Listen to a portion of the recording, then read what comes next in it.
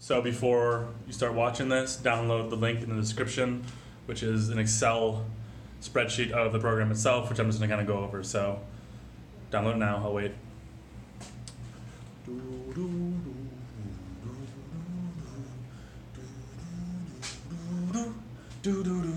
Okay, so hope you have it open now. So follow along.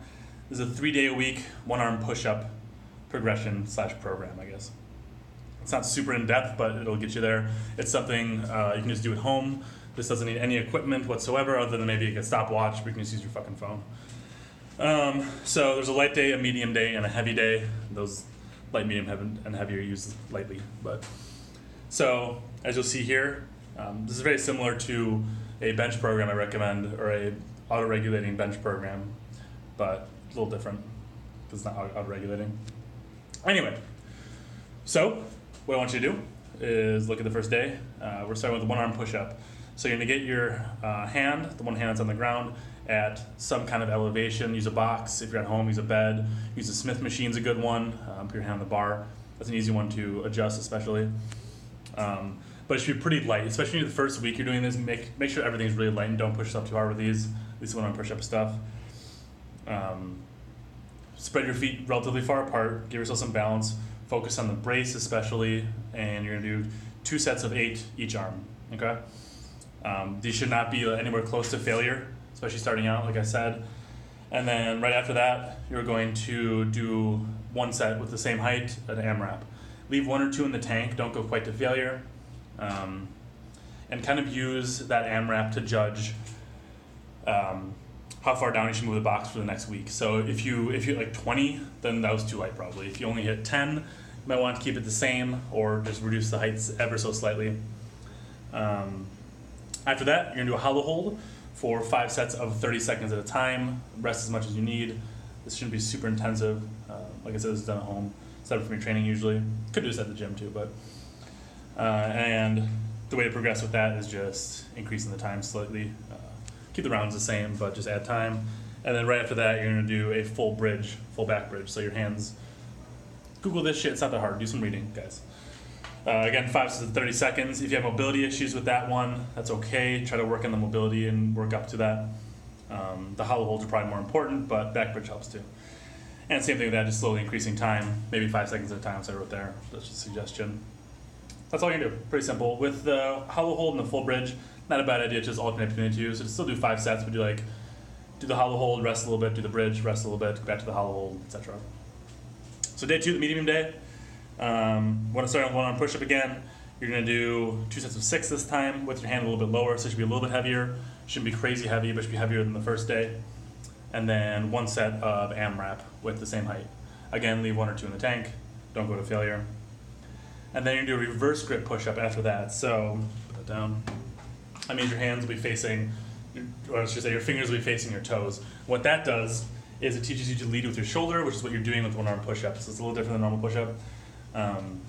So very useful. I just have a suggestion of starting with 3 sets of 8 with your hands on the floor. If you have mobility issues, you can grab some dumbbells and kind of the same position. It's a little easier so your wrists aren't cocked back then. But same thing. So it's 3 sets of 8 for progression. So you can either increase the sets you're doing or the reps. Again, don't push those to failure. Don't go crazy with them. They're more of a technique thing than anything else. Shouldn't be crazy taxing. And then after that, a one-arm plank. So you're going to get in the one-arm push-up position that you start in. And you're going to hold for 3 sets of 30 seconds starting out. And there's 2 ways to progress there. One is just adding time. The other way I want you to progress is moving your feet in closer together. So you might have to start with your feet pretty wide. That's totally fine to get that 30 seconds. But it should be a very stable 30 seconds. You shouldn't be completely like sitting sideways at the end. Your shoulders should be parallel to the ground the whole time, okay? So, yeah. Not that hard to figure out. So again, either adding time or moving your feet closer together as you get better at it. That's the way to progress, or both. And then day 3 is the heavy day, quote-unquote heavy day. So you do 2 sets of 4 one-arm push-ups each arm, and then 1 AMRAP, again, not going to failure. So you want your hand pretty close to the ground here, if you're able to, on the ground. And then, that's the goal, obviously, to get a full one-arm push-up. And I should say, with every push-up you do in this, no matter what it is, no matter what type, especially the one-arm ones, though, you should be pausing in the bottom. chest should come all the way to the floor or box or bar, whatever you're using. Pause for a split second, kill the momentum, come back up. So you want to learn how to build that tension and keep that tension in the bottom position. That's the hard part, really. So everything should be paused. The reverse push-up, reverse grip push-ups, whatever you want to call them, any kind of push-up. So after the one-arm push-ups in the third day, you're going to do some diamond push-ups, which is just putting both hands together, make a diamond. Not that hard. Everyone knows what those are if you ever went to high school gym class. Again, my suggestion: start with 3 sets of 10. Get a little pump in the triceps. Again, pausing the bottom.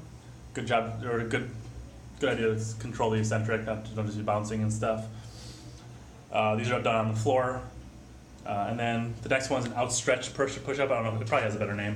But basically what you're doing is push-up. So one hand's on the ground here. I want you to do with the other hand, you put straight out like this on an elevated surface. Okay, you have your elbow bent ever so slightly on the outstretched arm. So you can put it on a chair, you can put it on medicine ball, a couple bumper plates, whatever, when it's slightly elevated. And then with that, you're doing 3 sets of 10 each arm, okay? Same thing, pausing. And then after that, you do a hard style plank.